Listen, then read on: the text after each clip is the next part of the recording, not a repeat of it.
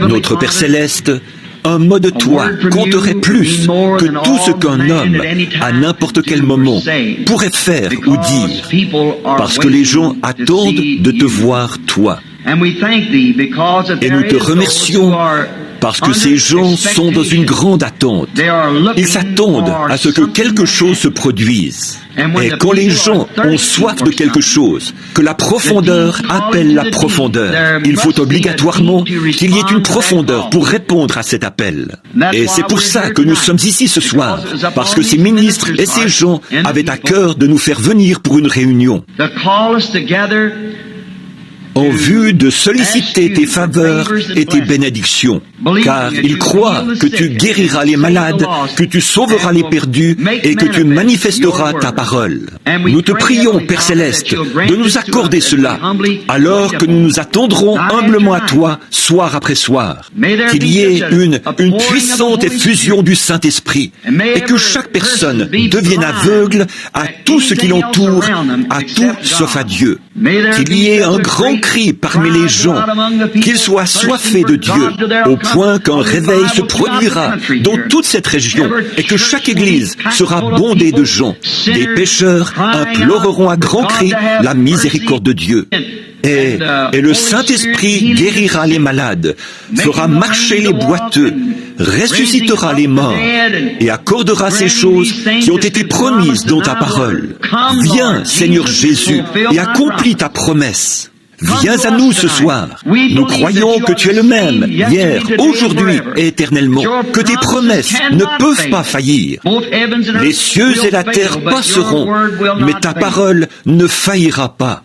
Que notre entendement soit ouvert, que le Saint-Esprit vienne préparer le terrain pour l'ensemencement, que notre entendement soit ouvert à l'Esprit et à la puissance de Dieu ce soir, pour qu'il puisse manifester ses paroles de promesse à travers nous. Car nous le demandons au nom de Jésus. Amen. Maintenant, ce soir, pour vous qui suivez le texte, prenons dans la Bible le livre de 2 Pierre et commençons au verset 15, juste pour parler sur les Écritures pendant quelques instants. Mais j'aurai soin qu'après mon départ, vous puissiez toujours vous souvenir de ces choses. Ce n'est pas, en effet, en suivant des dessins, des fables habilement conçues, que nous vous avons fait connaître la puissance et l'avènement du Seigneur Jésus-Christ. Mais c'est comme ayant vu sa majesté de nos propres yeux. J'aime ça, de nos propres yeux. Pas une fable quelconque. Nous sommes témoins de ce dont nous parlons. Car il a reçu de Dieu le Père honneur et gloire. Et la gloire magnifique lui fit entendre une voix qui disait « Celui-ci est mon Fils bien-aimé, en qui j'ai mis toute mon affection. » Et nous avons entendu cette voix venant du ciel lorsque nous étions avec lui sur la sainte montagne. Et nous tenons pour d'autant plus certaine la parole prophétique à laquelle vous faites bien de prêter attention, comme à une lampe qui brille dans lieu obscur, jusqu'à ce que le jour vienne apparaître et que l'étoile du matin se lève dans vos cœurs. Sachant tout d'abord vous-même qu'aucune prophétie de l'Écriture ne peut être un objet d'interprétation particulière. Car ce n'est pas par une volonté d'homme qu'une prophétie a jamais été apportée. Mais c'est poussé par le Saint-Esprit que des hommes saints ont parlé de la part de Dieu. Que le Seigneur ajoute ses bénédictions à la lecture de sa parole. Maintenant, je vais prendre comme sujet Dieu et son propre interprète. Nous vivons à une époque de confusion. Nous vivons à une époque où les hommes et les femmes ne savent plus trop ce qu'ils doivent faire. On dirait que tout est chambardé. On dirait que qu'il y a tant de façons de voir les choses. Ça, c'est l'œuvre de Satan. Or, Dieu ne peut pas juger un peuple avec droiture, justice, sans qu'il y ait un critère selon lequel le juger. Et la Bible déclare qu'il jugera tous les hommes par Jésus-Christ. Et Jésus-Christ est la parole. Dans Jean, chapitre 1, il est dit, « Au commencement était la parole, et la parole était avec Dieu, et la parole était Dieu, et la parole a été faite chair, et elle a habité parmi nous. » Maintenant, tout ce que nous sommes aujourd'hui est l'expression de ses attributs. En Dieu, d'abord, il n'était même pas Dieu. Dieu, nous l'appellerions simplement l'Éternel. Il n'était pas Dieu, parce que le mot anglais « God » signifie objet d'adoration, et il n'y avait rien qui puisse l'adorer. Donc, il était l'Éternel, la source maîtresse de toute intelligence. Et dans cette source de toute intelligence, il n'y avait pas d'atomes, pas de molécules, ni rien. Pas de lumière nulle part, pas d'étoiles, pas de lune, ni rien d'autre. Dieu, ce que nous connaissons comme Dieu, le grand esprit qui était éternel, qui n'a jamais eu de commencement, qui n'a jamais eu de fin, il était là. Et en lui étaient des attributs d'être Dieu. Et puis, ses attributs d'être un père, ses attributs d'être un fils, ses attributs d'être un sauveur, ses attributs d'être un guérisseur. Tous ces attributs étaient en lui. Et maintenant, ces choses qui se sont dévoilées depuis ne sont que la manifestation de ses attributs. Ce que je veux dire par attribut, c'était ses pensées. Et une parole est une pensée exprimée. Alors, c'est ce qui était dans sa pensée. Aussi, lorsqu'il a dit qu'il y ait, il y eut, qu'il y ait, il y eut. Et maintenant, souvenez-vous, vous les chrétiens, vous étiez ses pensées avant qu'il y ait un monde. Et vous êtes la manifestation de sa pensée. Avant même qu'il y ait un monde, vous étiez en Christ. Amen. En Dieu au commencement. Alors, voyez-vous, cela fait de vous ses sujets. Et tout ça, c'est Dieu lui-même qui se matérialise d'une manière tangible pour pouvoir être touché, vu et tout. Et tout ça, voilà, c'est ce que Dieu est. Alors les gens disent, l'interprétation. Je parlais il n'y a pas longtemps dans une réunion. Un homme m'a dit, il a dit, « Frère Branham, vous avez la mauvaise interprétation. Vous n'interprétez pas cela correctement. » Maintenant, on entend, ils vont chez les méthodistes, et ceux-ci disent que les baptistes ne l'interprètent pas correctement. Les baptistes disent que les pentecôtistes ne l'interprètent pas correctement. Les pentecôtistes disent que les unitaires ne l'interprètent pas correctement. Les unitaires disent que les assemblées ne l'interprètent pas correctement. Chacun affirme que l'autre ne l'interprète pas correctement.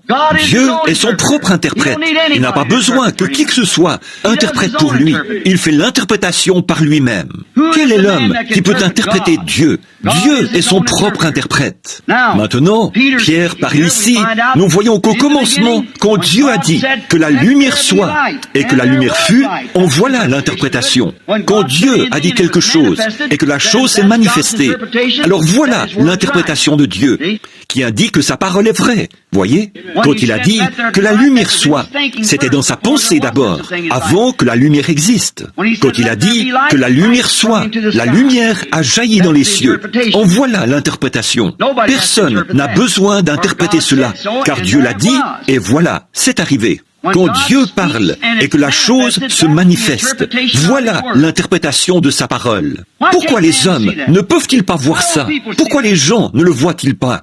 Quand Dieu fait une promesse et que Dieu dit au commencement, dans la Genèse, il a assigné une portion de sa parole à chaque âge, à partir du commencement jusqu'à la fin. Et au fil de ces âges, le monde ecclésiastique a embrouillé toutes ces choses par des traditions et tout ça. Alors Dieu envoie toujours sur la scène des prophètes tout au long de l'Ancien Testament et du Nouveau. Et la parole du Seigneur vient aux prophètes. Comment le fait-elle? C'est que la parole de Dieu se manifeste. La manifestation de Dieu, c'est ce qui indique si la chose est vraie ou fausse. Personne n'a besoin de l'interpréter. La parole s'interprète toute seule. Dieu l'a promis et voilà, cela arrive. Ça sert à quoi de dire autre chose à ce sujet? Quel est l'homme pécheur qui oserait dire, quand Dieu a fait une promesse et que Dieu l'accomplit, que cette interprétation-là est fausse? C'est Dieu lui-même qui fait l'interprétation par lui-même, qui l'interprète. Il n'a besoin de personne pour lui servir d'interprète. Il l'interprète lui-même en manifestant ce qu'il a promis qu'il ferait. Oh, si seulement l'Église pouvait voir ça et voir les promesses qui ont été destinées à chaque âge. Dans tous les autres âges, Dieu envoyait déployé sur la scène, même tout au long des 7 âges de l'Église, et a manifesté tout ce qu'il avait promis de faire. Tout. Il n'y a rien qui n'a pas été accompli. Exactement. Ce qu'il avait dit qu'il ferait, il l'a fait. En effet, quand Dieu a dit, là, dans Ésaïe, il a dit, une vierge concevra. Et elle l'a fait. Maintenant, qui peut interpréter ça? C'est Dieu qui en a fait l'interprétation. Il a dit, une vierge concevra, et elle a conçu. Maintenant, qu'est-ce que vous ne pouvez pas, il n'y a rien à ajouter, parce que Dieu a dit qu'elle concevrait, et elle l'a fait. Mais l'Église, à l'époque, était trop aveugle pour voir ça. Vous voyez, ils avaient leur propre conception de la chose. C'était trop différent de ce à quoi ils s'attendaient. Pierre, ici, en se référant à ce qui était arrivé, a dit, Dieu, par sa parole, a manifesté Christ. Il a dit, celui-ci est mon Fils bien-aimé. Ses croyances se tenaient là, et Christ était la manifestation de Dieu. Par sa parole, il manifeste toujours Christ, parce que Christ est la parole. C'est ce qu'il manifeste toujours. Quand il a dit, du temps de Noé, Christ était en Noé. Croyez-vous ça? Noé avait dit, il va pleuvoir, il y aura une pluie, la terre sera détruite. Il a plu, ça n'avait besoin d'aucune interprétation. Il a plu, parce que Dieu, en Noé, avait dit, il va pleuvoir. Il était un prophète. La preuve, c'est que ce qu'il avait dit est arrivé. Donc, on n'a pas besoin d'interpréter ça. Certains de ceux qui étaient présents ont peut-être dit, cet homme ne sait pas ce qu'il dit. Mais Dieu avait toujours promis, si quelqu'un parmi vous est inspiré ou prophète, et que ce qu'il dit arrive, alors écoutez ce qu'il dit. Exactement, parce que c'est la vérité. C'est nécessairement en conformité avec la parole. Et Noé était en conformité avec la parole. Quand il a prophétisé qu'il allait pleuvoir, il a plu. Ça n'avait besoin d'aucune interprétation, puisque c'est exactement ce qui est arrivé. Ésaïe avait dit, une vierge concevra, et elle l'a fait. Ça, c'était quelque chose de très inhabituel. En effet, voyez, ce n'est que plusieurs centaines d'années plus tard que cette vierge a conçu. C'était quelque chose de vraiment inhabituel, au point qu'un brave homme du nom de Joseph, son époux, qui était un homme de bien et qui ne voulait pas la diffamer, ce brave homme, à cette époque-là, Joseph, ce qu'il a dû ressentir alors qu'il était fiancé, le fiancé de Marie. Elle était fiancée. En ce temps-là, transgresser cela, c'était exactement la même chose que commettre un adultère. Et bien entendu, Joseph, il lui semblait que Marie cherchait à l'utiliser comme écran, à se servir de lui comme couverture pour sa faute. Car voilà, elle s'était retrouvée enceinte sans être mariée. Elle n'était que fiancée. Une ruse pareille, et c'était la mort par lapidation. Forcément, selon la loi. Et Joseph, son époux, était un homme juste, un homme très juste. Il avait foi en Dieu. Et quand elle le regardait, avec ses beaux grands yeux très doux, en disant, Joseph, l'archange Gabriel m'a visité et m'a annoncé que j'allais concevoir sans avoir connu d'homme. Or, si seulement Joseph avait regardé dans l'Écriture, le prophète avait dit qu'elle le ferait. C'était simplement Dieu qui interprétait sa propre parole. Voyez, mais c'était quelque chose de trop inhabituel. C'est ça le problème, dans tous les âges. La parole de Dieu est étrangère aux gens. C'est quelque chose de trop inhabituel. Ce que Dieu fait, c'est toujours quelque chose d'inhabituel. Partout où Dieu est, il y a quelque chose d'inhabituel. Cela va à l'encontre des systèmes du monde, parce que ils ont arrangé les choses à leur manière, selon leur façon de voir. Mais Dieu intervient et il fait des choses inhabituelles. Comment cette vierge a-t-elle pu concevoir? Il était honnête. Il cherchait la face de Dieu à ce sujet. Et là, Dieu lui a parlé dans un songe. Il lui a dit, Joseph, fils de David, ne crains pas de prendre avec toi Marie, ta femme, car l'enfant qu'elle a conçu vient du Saint-Esprit. Dieu l'a couverte de son ombre. Voilà ce qui a produit cela. Avez-vous déjà remarqué le moyen que Dieu a utilisé pour traiter avec Joseph, là? C'était une voie secondaire, par un songe. Or, nous savons que les songes existent. Nous croyons aux songes. Je crois aux songes.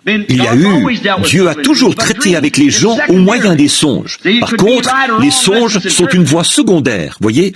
Ils peuvent être vrais ou faux, à moins d'être interprétés.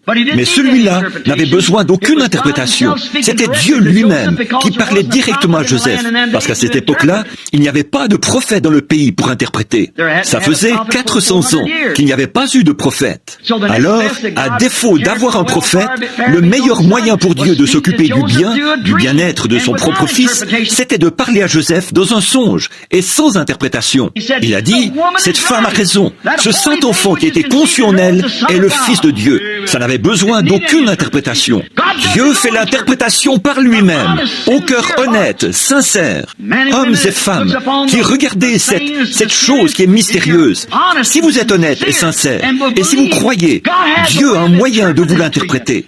D'abord, voyez si c'est une promesse. Si seulement Joseph avait consulté, laissé tomber les traditions et consulté la Bible pour voir ce qu'il en était, Ésaïe avait dit qu'elle le ferait.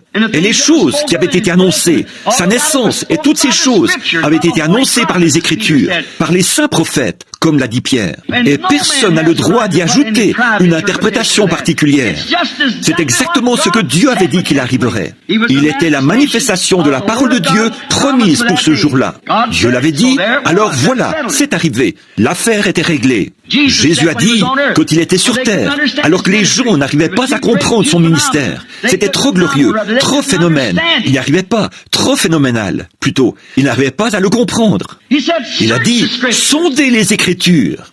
J'espère que je ne vous assourdis pas là-bas en faisant tonner ma voix là-dedans. Sondez les Écritures, parce que vous pensez avoir en elles la vie éternelle. Ce sont elles qui rendent témoignage de moi, voyez? Ce sont elles qui vous disent qui je suis. Voyez, Dieu avait assigné là une portion de la parole. Cette époque-là devait être celle de la manifestation de Dieu. Dieu, Emmanuel, avec nous. On l'appellera admirable, conseiller, prince de la paix, Dieu puissant, Père éternel. Et on l'appellera Emmanuel, Dieu avec nous. Dieu était en David, Dieu était en Moïse, Dieu, c'était Dieu tout au long qui se manifestait pour l'âge. Mais pour cet âge-ci, une vierge concevra, elle enfantera un fils, et il sera Dieu avec nous. C'est pour ça qu'ils l'ont crucifié, parce qu'il se faisait Dieu, et aussi parce qu'il violait le sabbat. Il était le Dieu du sabbat, et il était Dieu. Il n'était pas qu'un homme ordinaire, ou un prophète ordinaire, bien qu'il fût un homme ordinaire et un prophète, mais il était le prophète Dieu, et il était l'accomplissement de la parole, exactement ce que Dieu avait dit qu'il ferait. Il a dit, qui de vous peut me déclarer coupable de péché? Sondez les Écritures, vous pensez avoir en elles la vie éternelle. Ce sont elles qui rendent témoignage de moi. Mais leur tradition, ils vivaient dans le reflet d'un autre âge. Comme je le prêchais il y a quelques semaines, vivre dans un reflet. Un reflet, c'est un mirage. C'est le soleil qui se reflète. Et c'est quelque chose qui est faux. Et tout reflet d'un autre âge est un faux reflet. Les gens marchent toujours selon quelque chose qui est arrivé il y a des années. Les luthériens marchent selon un reflet luthérien. La lumière du soleil qu'a apporté Luther, elle était valable à son époque. Celle de Wesley était bonne à son époque. Celle du pentecôtisme était bonne à son époque. Nous continuons à gravir l'échelle. Nous vivons dans un autre âge. Nous avançons sans cesse. Nous ne pouvons pas garder nos yeux sur le passé. Quand nous nous cantonnons dans nos habitudes, nous pensons que l'affaire est dans le sac. Nous nous ancrons dans nos traditions. Et ces choses étaient valables pour cette époque-là. Mais nous avançons. Sondez les Écritures pour voir ce qui était promis pour aujourd'hui. Alors nous saurons où nous en sommes. Alors nous pourrons savoir à quoi nous en tenir. Luther, vous pouvez regarder dans l'Écriture et voir dans cet âge de Sardes, vous pouvez y voir exactement ce qui avait été promis. Regardez quel genre de cavalier est sorti. Regardez ce qui est sorti pour l'affronter, exactement. Le savoir-faire de l'homme. La réforme. Observez Wesley et tout, et jusque dans l'âge du pentecôtisme, et tout au long de cet âge-là, observez le déroulement. Regardez les Écritures, voyez où nous en sommes. C'est pour cette raison que Jésus a dit, sondez les Écritures, voyez où nous en sommes. Je crois que nous sommes au temps même de la venue du Fils de Dieu. Je crois que nous sommes à l'âge de l'heure même, où il pourrait apparaître d'un instant à l'autre. Je crois que c'est ce que les Écritures déclarent, que nous sommes aux dernières heures de l'histoire de ce monde. Je peux voir les choses prendre forme. Je vois ce conseil œcuménique qui entraîne toutes les églises là-dedans, dans la marque de la bête. Je vois l'Empire romain, ce qu'il fait et tous les autres. Je les vois qui s'unissent, qui ferment l'accès à la lumière, qui excluent l'évangile. Tout le monde devra faire partie de cela et marcher à leur lumière à eux. Sinon, on ne marchera pas du tout. Voyez, nous sommes au temps de la fin. Il ne nous reste plus qu'à nous attacher fermement à Dieu et à croire sa parole. La parole a toujours raison. Dans l'âge de l'église de Laodicée, de tous les âges de l'église, c'est le seul où Christ a été expulsé de l'église. Il était à l'extérieur, il frappait. Qu'est-ce qui s'est passé? Ce conseil œcuménique, c'est ce qui va l'expulser. La Bible dit qu'il serait à l'extérieur, et il y est. Cela ferme l'accès à quoi? À la parole.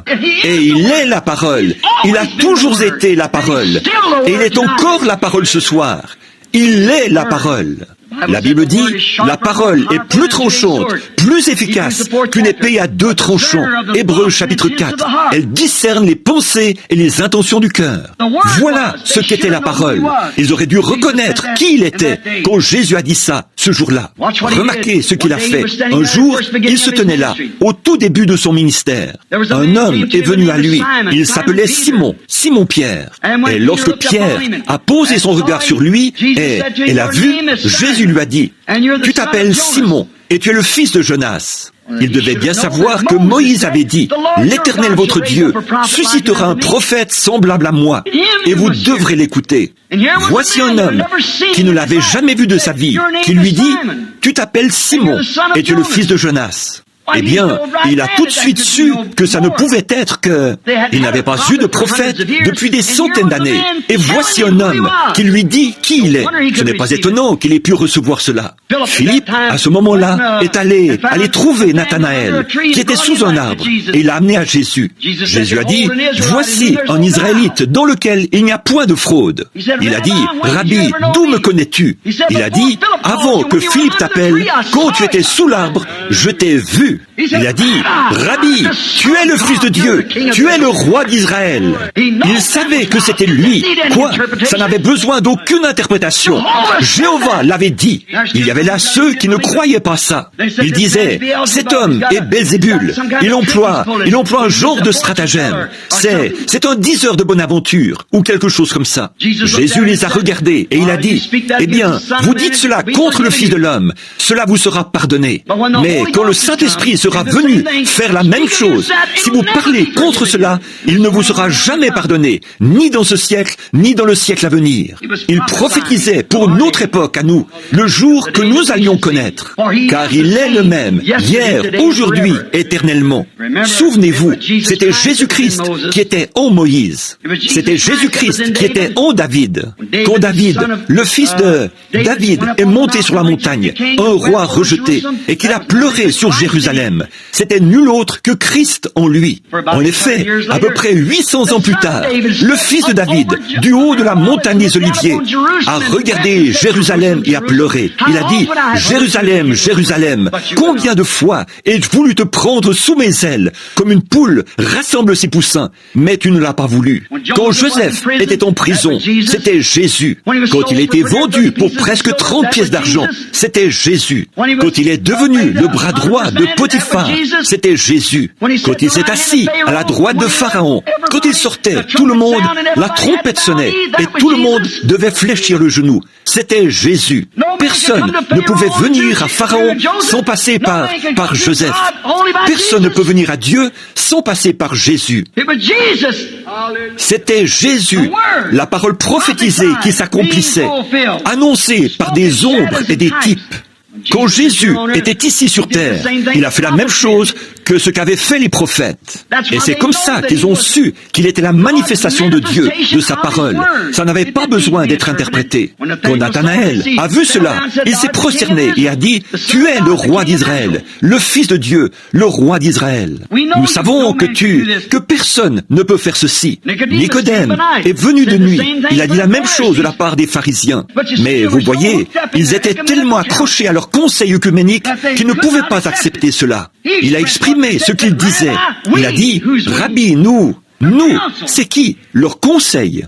Nous savons que tu es un docteur venu de Dieu, parce que personne ne peut faire ces choses si Dieu n'est avec lui. Ils reconnaissaient cela, ils le savaient, mais ils étaient tellement pris là-dedans. Et Dieu, au cours des 40 dernières années, a secoué cette nation par le baptême du Saint-Esprit. Pourtant, les hommes et les femmes sont encore en dehors de cela, parce qu'ils sont pris dans cette même chose. Ils vivent dans le reflet d'une autre époque. Qu'est-ce qu'il y a? Tout le monde veut être méthodiste, baptiste, presbytérien, luthérien ou quelque chose du genre. Voyez, c'est un reflet. Ils vivaient dans le reflet de l'époque de Moïse. Qu'est-ce qu'il a dit? Il a dit, eux disaient, nous sommes disciples de Moïse. Il a dit, si vous aviez connu Moïse, vous me connaîtriez aussi. Moïse a écrit à mon sujet. Si vous aviez connu Luther, vous connaîtriez aussi cet âge-ci. Si vous aviez connu l'âge méthodiste, vous connaîtriez aussi cet âge-ci. Parce que Christ a écrit au sujet de cet âge-ci. Les paroles qui sont en train de s'accomplir, c'est ce qui doit s'accomplir dans cet âge-ci. Personne n'a besoin d'interpréter cela. Dieu fait l'interprétation par lui-même. Dieu l'interprète lui-même, parce qu'il est le seul qui peut interpréter cela. Les promesses de Dieu sont toujours la confirmation de ce qu'il a dit. Et c'est ça, l'interprétation. Or, Jésus, pour gagner du temps, Jésus a dit dans Jean chapitre 14, verset 12, « Celui qui croit en moi fera lui aussi les œuvres que je fais. » Est-ce qu'il l'a dit? C'est exact. Ça n'a pas besoin d'être interprété. Quand quelqu'un fait cette œuvre-là, voilà, c'est Dieu, certainement. Il a aussi dit là, ce qui arriva du temps de Lot arrivera de même à l'avènement du Fils de l'homme. C'est Jésus qui l'a dit. Est-ce qu'il l'a dit? Bien sûr qu'il l'a dit. Ça n'a pas besoin d'être interprété. Ils disent, eh bien, ça voulait dire exactement ce qu'il a dit. Ce qui arriva du temps de Lot arrivera de même à l'avènement du Fils de l'homme. Qu'est-ce qu'il y avait du temps de Lot? Retournons-y pendant un instant pour voir ce qu'il faisait. Il y avait 3 catégories de gens du temps de Lot. Le croyant, le soi-disant croyant et l'incroyant. C'est ce qu'on trouve dans chaque groupe. La même chose. Nous voyons que les sodomites, c'était l'incroyant. Lot, c'était le soi-disant croyant. Abraham, c'était le croyant. C'est à lui que l'alliance a été confirmée. C'est lui qui attendait un fils promis. C'est lui qui s'attendait à cela. Amen. Je ne me dis pas Amen à moi. Amen, ça veut dire qu'il en soit ainsi. Et c'est vrai. Abraham n'était pas dans Sodome. Abraham était là-bas, en dehors de Sodome. Il est un type de l'église spirituelle d'aujourd'hui. Lot est un type de l'église dénominationnelle qui est encore dans Sodome. Observez, la Bible dit que les péchés de Sodome tourmentaient journellement son âme juste. Pourquoi n'avait-il pas assez de courage pour s'élever contre cela? Il y a beaucoup de braves hommes qui sont dans une église aujourd'hui. Ils regardent et voient des femmes en short et des hommes qui font ces choses. Leurs membres qui vont jouer au golf le dimanche, faire des pique-niques, de la natation et tout, au lieu d'assister au culte. On reste à la maison le mercredi soir pour regarder la télévision, au lieu d'assister au culte. Ils ont envie de dire quelque chose à ce sujet, mais le conseil les expulserait. Qu'est-ce qu'il y a? C'est de nouveau Lot qui regarde par la fenêtre et qui voit le péché, mais qui a peur d'appeler le péché, péché. Abraham n'était pas dans leur gâchis. Il était en dehors de ça. Il était un type de l'église spirituelle. Maintenant, regardez bien ce qui est arrivé, juste au temps de la fin, juste avant que le feu tombe. Et c'étaient des gens des nations. Cela préfigurait le feu qui tombera sur le monde des nations aujourd'hui, que les royaumes seront détruits et qu'ils seront brûlés. Les cieux seront enflammés, dit le Seigneur, et ils seront embrasés. Cela en était l'ombre. Maintenant, décrivons-les. Voici Abraham, qui était déjà en dehors. Il n'était pas dans Sodome. Il était en dehors de Sodome. Lot était toujours à Sodome. Chose étrange, par une matinée chaude, peut-être vers 11 heures, il a vu venir 3 hommes, des hommes ordinaires, qui marchaient sur la route, sur le sentier. Abraham était assis sous le chêne. Il se reposait. Il était sorti, probablement avec les troupeaux ce matin-là. Il était rentré, il était presque midi. Il a vu venir 3 hommes. Il y avait quelque chose de particulier chez ces hommes-là, qui sonnait juste. Oh là là! Avec Dieu, il y a toujours quelque chose de particulier. Lorsque cela vient parmi les gens, cela sonne juste. Ils reconnaissent cela. Quelque chose leur indique. Il y a là une confirmation. Abraham a accouru. Il a dit, « Mon Seigneur, viens, permets que j'apporte un peu d'eau pour te laver les pieds, que je te donne un morceau de pain. Après quoi, tu pourras continuer ta route. » Et il s'est détourné. Il a couru à son troupeau. Il a pris un veau et l'a tué. L'a fait apprêter par un serviteur. Il est entré dans la tente, situé en contrebas. Il a demandé à Sarah de pétrir de la pâte pour faire ou de la farine pour faire du pain et pour faire des gâteaux. Il a apporté tout ça et a fait le service. Pendant qu'ils étaient assis là, en train de manger, ils ont commencé à remarquer que cet homme regardait continuellement du côté de Sodome. Il a dit, « Souvenez-vous, 2 d'entre eux sont descendus dans Sodome. 2 d'entre eux sont allés à Sodome. Je vous en prie, ne manquez pas ceci. » Je fais référence à ce que Jésus a dit. 2 d'entre eux sont allés à Sodome pour en faire sortir Lot et ceux qui étaient prêts à sortir là-bas. Et les 2 qui sont allés, ils sont allés prêcher là-bas. Et il y en a un qui est resté avec Abraham. Observez le signe qu'il a accompli. Ils ont eu un signe là-bas. Il y a eu, les sodomites ont été frappés d'aveuglement. La prédication de l'Évangile aveugle toujours l'incroyant. Et remarquez ce qui a produit cela.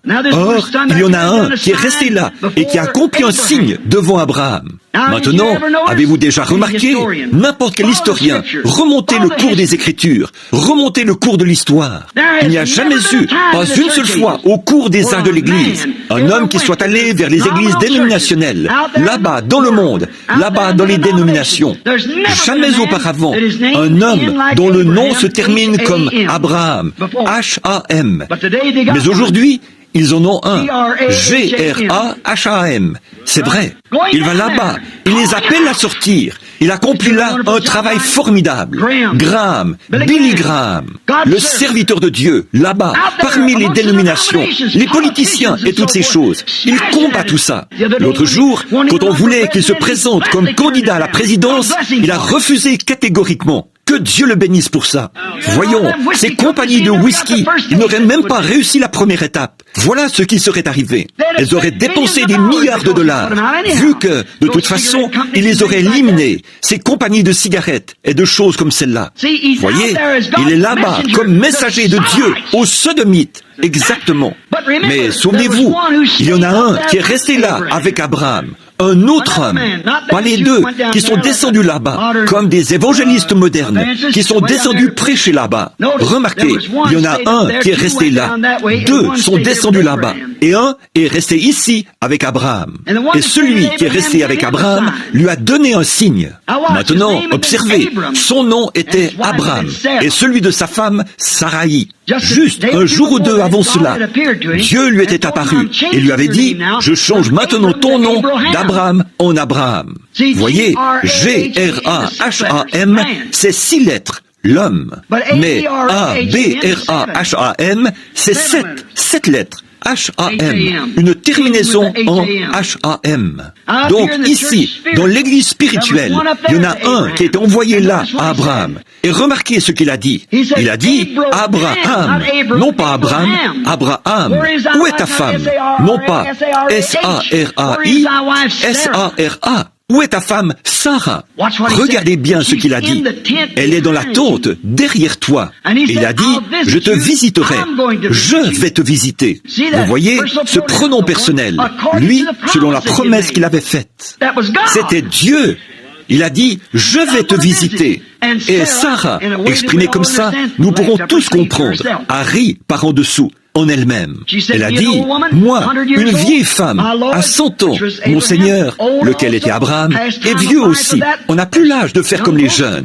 Elle a dit, voyons, nous ne pouvons plus avoir ce genre de plaisir. Je suis vieille et il est vieux. Elle a dit, nous ne pouvons plus avoir ça. Elle a dit, comment? Ces choses ne sont pas possibles. Et l'homme, Dieu dans une chair humaine, a dit, pourquoi Sarah a-t-elle ri et douté en disant ces choses? Dans la tente derrière lui.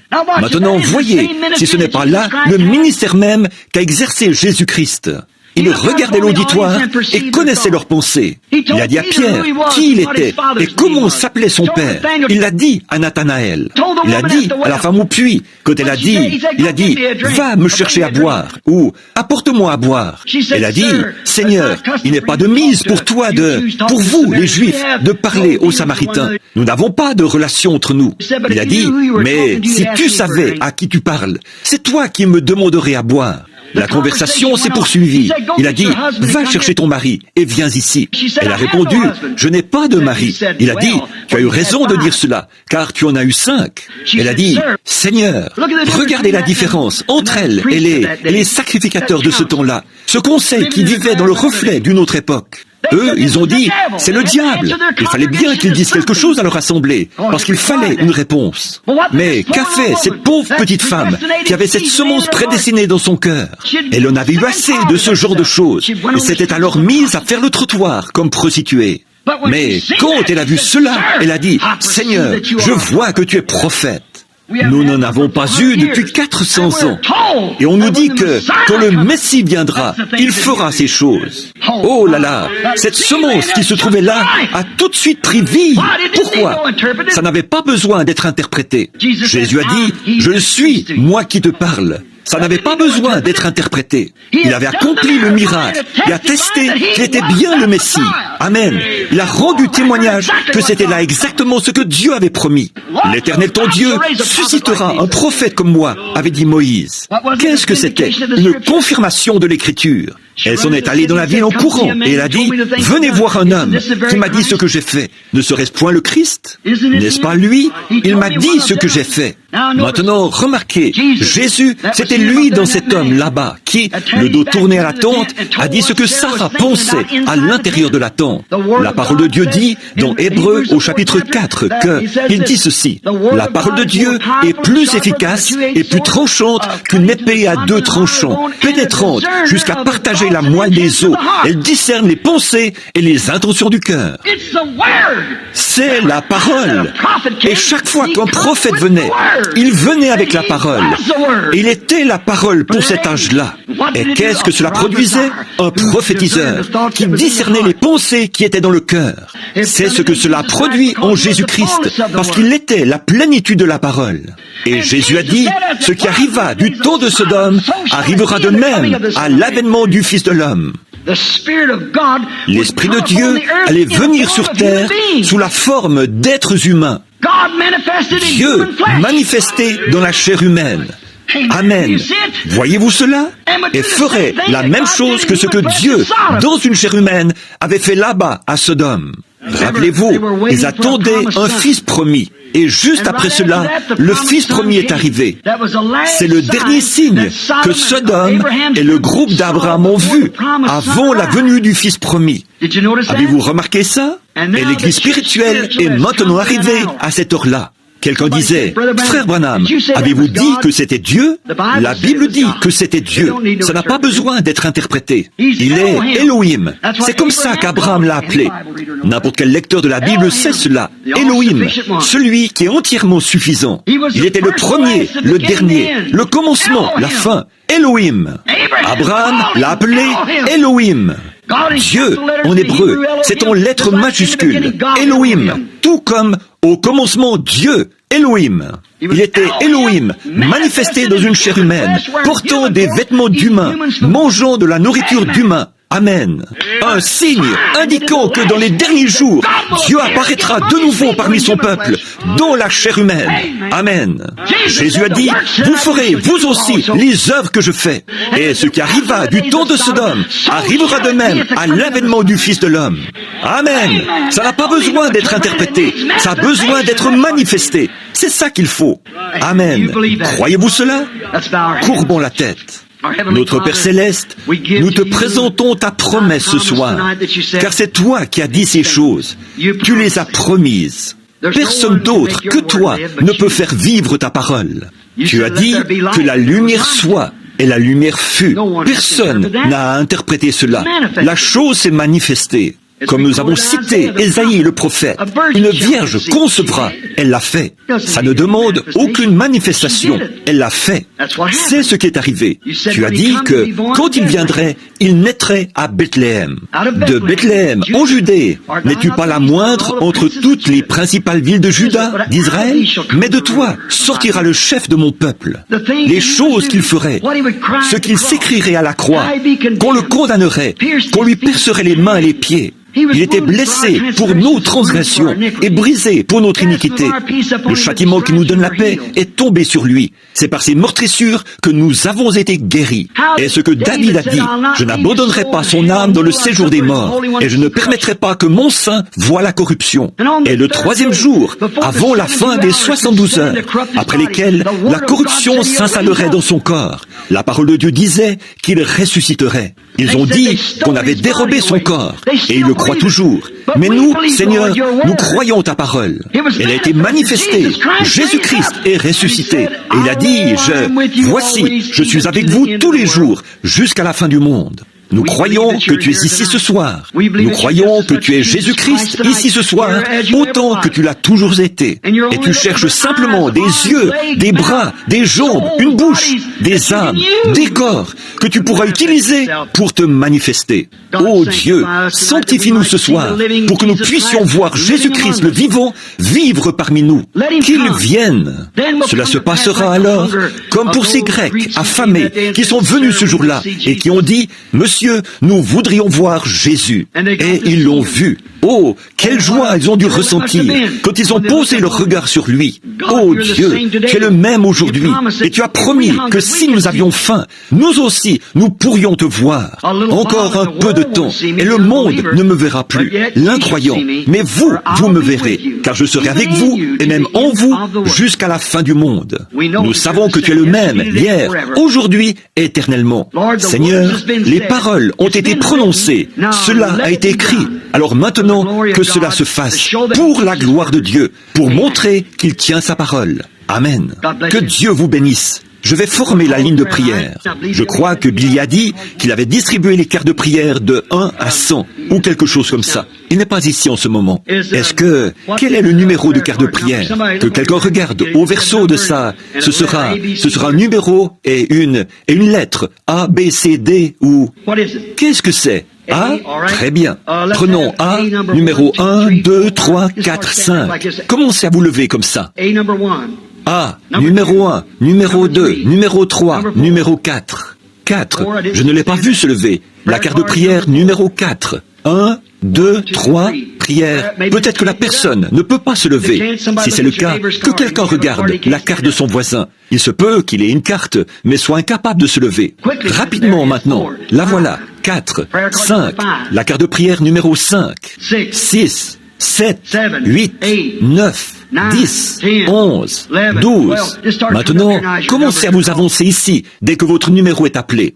Numéro 1, 2, 3, venez tout de suite de ce côté. La carte de prière numéro 1, 2, 3, 4, 5, 6, 7, 8, 9, 10, 11. Venez vous mettre à votre place. 11, 12, 13, 14, 15, 16, 17, 18, 19, 20, 21, 22, 23, 24, 25. S'il y a quelqu'un qui ne peut pas, je vois un jeune homme dans un fauteuil roulant là-bas. Si votre numéro est appelé, fiston, et que vous ne pouvez pas venir, eh bien, levez simplement la main. Nous nous occuperons de vous amener jusqu'ici. Voyez? Combien d'entre vous ici n'ont pas de carte de prière, mais vous êtes malade? Levez la main, partout, par ici, c'est ça, levez la main. Croyez-vous, pendant qu'on les rassemble, croyez-vous ceci, qu'il est le même hier et éternellement? Combien? Observez ces ministres. L'Écriture ne déclare-t-elle pas, frère, qu'aujourd'hui, il est un souverain sacrificateur qui peut compatir à nos faiblesses? Pas vrai? Combien croient cela? Levez la main. Il est un souverain sacrificateur qui peut compatir à nos faiblesses. Alors, si la Bible déclare qu'il est le même hier et éternellement, combien croient cela? Alors, comment agirait-il aujourd'hui? il agirait forcément comme il a agi hier, pas vrai? Où est-il ce soir? Assis à la droite de la majesté divine. Il y a son corps. Le Saint-Esprit est ici dans le bâtiment pour le faire connaître. Remarquez, observez maintenant. Que s'est-il passé quand quelqu'un a touché son vêtement? Là, une femme, un jour. Elle n'avait pas de carte de prière, disons, mais elle a touché son vêtement. Et quand elle a touché son vêtement, Jésus s'est retourné et il a dit, « Qui m'a touché ?» Pierre l'a repris. Il a dit, « Mais voyons, Seigneur, ça n'a pas l'air raisonnable, ça. » Eh bien, tout le monde cherche à te toucher. Pourquoi dire, « Qui m'a touché ?» Il a dit, « Mais je sens que je me suis affaibli. » Combien savent ça? De la vertu, ce qui signifie de la force, était sorti de lui. Je me suis affaibli. Quelqu'un m'a touché. C'était un contact différent. Il s'est retourné et a promené son regard sur l'auditoire jusqu'à ce qu'il trouve ce canal d'où provenait la foi. Tout le monde passait son bras autour de lui. « Oh, Rabbi, nous croyons en toi !» et tout ça. Mais il y avait là quelqu'un qui croyait réellement. Et elle a touché son vêtement et a cru qu'elle était guérie. Parce qu'elle s'était dit dans son cœur que si elle arrivait à faire ça, c'est ce qui se produirait. Il s'est retourné et a parcouru l'auditoire du regard jusqu'à ce qu'il la trouve. Et lui a dit que sa perte de sang s'était arrêtée et qu'elle était guérie. Pas vrai? Alors, voilà comme il agissait en présence d'un auditoire. Maintenant, j'affirme qu'il n'est pas mort, qu'il est vivant aujourd'hui, autant qu'il l'a toujours été. Et la Bible dit, Jésus lui-même a dit, ce qui arriva du temps de Sodome arrivera de même à l'avènement du Fils de l'homme. Maintenant, regardez, quel que soit le don dont Dieu dispose ici à l'avant, il faut qu'il y ait aussi un don dans l'auditoire, qui puisse réagir à celui-là. Il est allé dans une ville. La Bible dit qu'il y a beaucoup de choses qu'il n'a pas pu accomplir à cause de leur incrédulité. Pas vrai? C'est la même chose aujourd'hui. Il faut que vous croyiez en lui. Il faut absolument que vous croyiez en lui. C'est la seule voie possible pour vous. Est-ce que la ligne de prière est prête? Maintenant que tout le monde soit respectueux pendant environ 10 minutes. Je ne sais pas si je vais y arriver. On a à peu près 25 ou 30 personnes qui sont là. Mais maintenant, dans la ligne de prière, chacun de vous qui êtes dans la ligne de prière et qui savez que je vous suis inconnu, que je ne sais rien de vous, levez la main. Chacun de vous dans la ligne de prière. Dans l'auditoire maintenant, ceux qui savent que je ne sais rien de vous, levez la main. Bon, maintenant, voici ce que j'essaie de dire, mon ami. Voyez, maintenant, voici. Tous ces ministres sont ici sur l'estrade. Et Christ a fait cette promesse. Voyez, cela a été écrit. Quand cela devait-il s'accomplir? Dans les derniers jours, juste avant l'avènement du Seigneur. Pas vrai? C'est à ce moment-là que cela devait s'accomplir. Maintenant, c'est cela la parole qui était prophétisée pour aujourd'hui. Pas la lumière de Luther, pas la lumière de Wesley, pas même la lumière des pentecôtistes. On est très avancé sur la route maintenant. Or, Luther, c'est bien. Les méthodistes, c'est bien. Les baptistes, c'est bien. Eux tous. Les pentecôtistes, formidables. On en a de toutes sortes, assis ici ce soir. Il ne s'agit pas des individus. Supposons qu'on ne pourrait jamais dire à un méthodiste quoi que ce soit au sujet de Luther, parce que lui, il croit à la sanctification, alors que Luther n'y croit pas. Voyez, on ne pourrait jamais dire à un pentecôtiste que la sanctification, c'est tout ce qu'il y a. Lui, il a vu la restauration des dons. Il ne va pas croire ça. Non, il a plus que ça. Voyez, et celui-là, c'est le dernier âge de l'Église que nous avons eu. Et la Bible dit qu'il n'y aura plus d'âge d'Église. Mais il doit y avoir un rassemblement des gens, voyez, et nous y sommes. Maintenant, souvenez-vous, le dernier signe. Est-ce nous qui attendons un fils promis? Levez la main. Croyez-vous que vous êtes la postérité d'Abraham en étant en Christ? Levez la main. Alors, postérité d'Abraham, reçois ton signe. Il ne se trouve pas à Babylone. Il ne se trouve pas là-bas, dans le monde des dénominations. Il se trouve ici, au milieu de vous, de ceux qui ne sont pas là-bas, dans ce gâchis. Croyez-y. Voici une femme. Elle m'est totalement inconnue. Nous avons à peu près le même âge. Je n'ai jamais vu cette femme de ma vie. Si je pouvais guérir cette femme, je le ferais si elle est malade. Je ne sais rien d'elle. L'avez-vous vue lever la main il y a quelques minutes? Je ne l'ai jamais vue. Elle est juste une femme qui est debout là. Aujourd'hui, ils sont venus ici. Ils ont apporté un paquet de cartes de prière. Ils les ont toutes mélangées et les ont distribuées aux gens.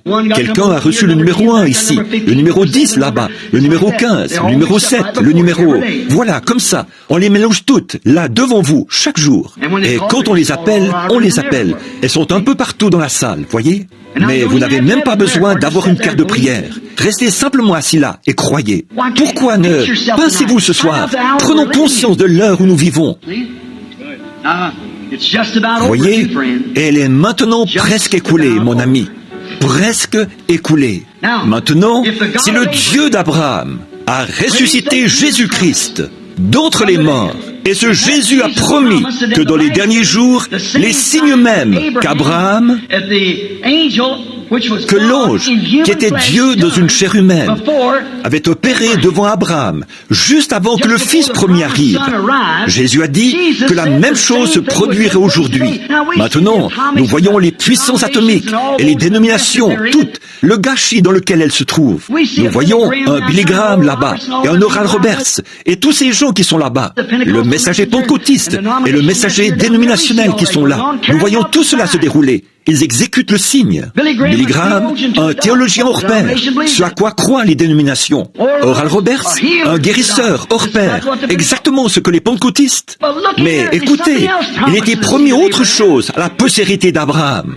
Eux sont là-bas, parmi ces dénominations. Il doit se produire quelque chose en dehors des dénominations qui va réunir les gens. Nous allons laisser ça de côté jusqu'à demain soir. Regardez bien, je ne connais pas cette femme. Je vais lui tourner le dos. Si le Seigneur Dieu dit quelque chose à cette femme, il se peut que ce soit familial, il se peut que ce soit financier, il se peut que ce soit la maladie, je ne sais pas. Elle saura si c'est la vérité ou non. Et s'il fait la même chose ce soir que ce qu'il avait fait en ce temps-là, croirez-vous le Dieu dont Jésus-Christ a promis la présence ici dans les derniers jours? Combien croient que nous vivons comme à Sodome, alors que le monde entier a sombré dans un état comme celui de Sodome? Combien d'entre vous croient que ce que je vous ai dit ce soir est la vérité? Alors, enfants et postérité d'Abraham, croyez en Dieu. Maintenant, pour ôter de votre esprit que j'essaie de dire quelque chose à cette femme en la regardant en face, ou pour vous ôter toutes ces idées de télépathie, ou tout ce que vous voudriez savoir. Toute personne qui sait ce qu'est la télépathie devrait avoir plus de bon sens que ça. Voyez? Avez-vous déjà vu un télépathe prêcher l'évangile? Avez-vous déjà vu un spirit prêcher l'évangile, accomplir des signes et des prodiges, proclamer que Jésus-Christ est le même? Non. Voyez, c'est la pensée des gens. Voyez, ils sont aveugles. Croyez-vous qu'ils peuvent être aveugles? La Bible dit qu'ils le seraient. Pas vrai? Emportés, en fait d'orgueil, aimant le plaisir plus que Dieu, déloyaux, calomniateurs, intempérants, ennemis des gens de bien, ayant l'apparence de la piété, mais reniant ceux qui ont fait la force. Jésus n'a-t-il pas dit, dans Matthieu 24, que les deux esprits dans les derniers jours allaient presque séduire même les élus, si c'était possible? Mais ce n'est pas possible. Ils étaient dans les pensées de Dieu au commencement, et ils sont une partie de Dieu. Maintenant, Dieu d'Abraham, d'Isaac et de Jacob, que l'on sache ce soir que je dis la vérité à ton sujet. C'est toi, Seigneur. Fais qu'humblement tes serviteurs soient capables de se débarrasser de leurs pensées, afin que tu puisses utiliser nos corps pour ta gloire. Au nom de Jésus, le Fils de Dieu. Amen. Un don, qu'est-ce que c'est? Ce n'est pas quelque chose que vous prenez pour couper et pour retourner. Non. C'est savoir vous enlever du chemin, afin que Dieu puisse vous utiliser. Un don, c'est seulement vous enlever du chemin, et alors c'est Dieu qui utilise cela. Si elle n'est pas guérie, la dame derrière moi ne va pas tarder à mourir. La dame derrière moi, un autre homme a prié pour elle tout récemment. Elle a un cancer. Le cancer est dans son sein et aussi dans ses poumons. On a prié pour elle tout récemment et elle essaye d'accepter sa guérison par la foi. C'est ainsi dit le Seigneur. Est-ce vrai, madame? Si c'est vrai, faites signe de la main à l'auditoire. Le Dieu d'Abraham est toujours vivant. Très bien, repartez en croyant ce que vous croyez là, et vous vous rétablirez. Amen. Croyez-vous? Vous dites, et dans l'auditoire? Cette femme assise ici, avec, au bout de la rangée, la deuxième dame, juste là. En me retournant, là j'ai vu quelque chose, un truc enroulé autour de son bras, qui mesurait la tension artérielle, se gonflait. Elle fait de l'hypertension. Est-ce vrai, madame? Levez la main. Si vous croyez, votre tension artérielle va baisser. Le Dieu d'Abraham est encore présent. Il demeure exactement le même qu'alors. La parole de Dieu pour aujourd'hui. Bonjour. Vous croyez maintenant? Ayez foi en Dieu. Vous me semblez n'être qu'une enfant. Dieu connaît votre cœur, jeune dame, pas moi. Croyez-vous que Dieu peut me révéler ce qui ne va pas? Allez-vous croire en lui si je le fais? Ce n'est pas pour vous, c'est pour quelqu'un d'autre. C'est votre frère. Son état est très grave. Il est dans une ville au nord d'ici, Tulare. Il est à l'hôpital. Il est atteint de leucémie. Et les médecins l'ont condamné. Il n'y a plus aucun espoir. C'est exact. Croyez-vous? Très bien. Qu'est-ce que vous avez dans la main? Prenez ça et posez-le sur lui. Et ne doutez pas. Croyez. Amen. Croyez-vous?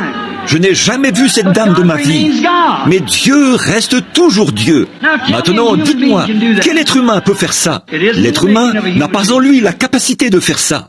Il s'agit du Dieu dont Jésus-Christ a promis la présence, ici, dans les derniers jours, et qui allait démontrer lui-même ce qu'il est, là, devant la postérité d'Abraham, comme ce qui était arrivé du temps de Sodome. Maintenant, tenez, je ne connais pas cette dame. Nous sommes inconnus l'un à l'autre. Je pense que c'est la toute première fois que nous nous rencontrons. Croyez-vous que je suis son serviteur? Croyez-vous que ceci est la parole? Et vous savez que si cette parole discerne toujours les pensées et les intentions du cœur, est-ce vrai? Et la parole est aussi guérisseur. Si vous pouvez y croire, vous y croyez. Vous aussi, vous êtes recouvert d'une ombre noire. C'est un cancer. Croyez-vous que Dieu peut me dire où se trouve ce cancer? Il est dans le gros intestin. C'est ce que dit le médecin. Maintenant, croyez-vous que vous serez guéri? Allez, et ne doutez pas du tout, et Dieu vous rétablira. Amen. Vous croyez, tout le monde? C'est exactement ce qu'il a promis de faire. Ayez foi en Dieu. Ne doutez pas. Nous sommes inconnus l'un à l'autre. Je ne vous connais pas.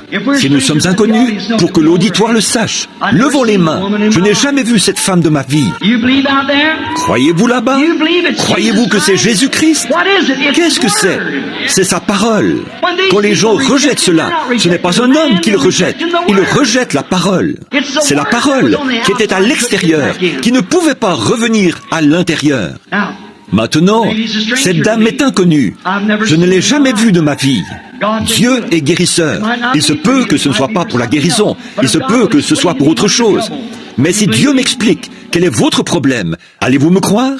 La première chose pour laquelle vous voulez compris, c'est que vous avez une oreille malade. Vous êtes sourde d'une oreille. C'est exact, c'est vrai.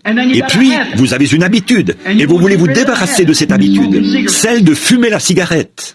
Mettez votre doigt dans votre oreille valide maintenant. Très bien, dans votre oreille valide. Très bien. Maintenant, croyez Dieu et continuez votre chemin. Et vous ne fumerez plus de cigarettes non plus, si vous croyez.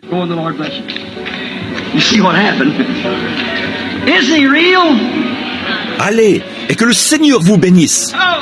Vous voyez ce qui s'est produit? N'est-il pas réel? Je ne vous connais pas. Nous sommes inconnus l'un à l'autre. Je ne vous ai jamais vu de ma vie, mais Dieu vous connaît. Si Dieu peut me dire quelque chose à votre sujet, allez-vous croire? Est-ce que tout l'auditoire va croire? Est-ce que quelqu'un là-bas connaît cette femme? Est-ce que quelqu'un dans l'auditoire connaît cette femme? Très bien. Vous saurez donc si ceci est vrai ou non. Ceci devrait régler la question. Ceci devrait démontrer la vérité. Maintenant, vous pouvez voir ce qui s'est produit depuis quelques minutes. Voyez, c'est Jean titube. Voyez, c'est comme si je ne distinguais plus rien devant moi. Voyez, c'est le discernement. Voyez, c'est le Saint-Esprit. Ce n'est pas moi, c'est la parole promise pour aujourd'hui. Ça n'était jamais arrivé depuis l'époque des apôtres. Jamais. Mais là, il a été dit, juste avant l'avènement du Fils de l'homme. Ce qui arriva du temps de Lot arrivera de même à l'avènement du Fils de l'homme. Les incroyants n'y croient pas. On ne s'attend pas à ce qu'ils y croient. Mais les croyants, eux, y croient. Now, if the Holy Spirit will reveal this, how many will believe with all your heart you raise your hand? Maintenant, si le Saint-Esprit révèle ceci, combien d'entre vous croiront de tout leur cœur? Levez la main. Vous avez des lésions, vous avez eu un accident de voiture, ce qui a provoqué le déplacement de quelques vertèbres de votre cou. Vous avez aussi un rein déplacé. C'est bien ça, n'est-ce pas? Vous croyez? Vous allez vous rétablir. Loué soit l'Éternel. Vous croyez que Dieu guérit les problèmes de reins? Alors allez-y, acceptez votre guérison.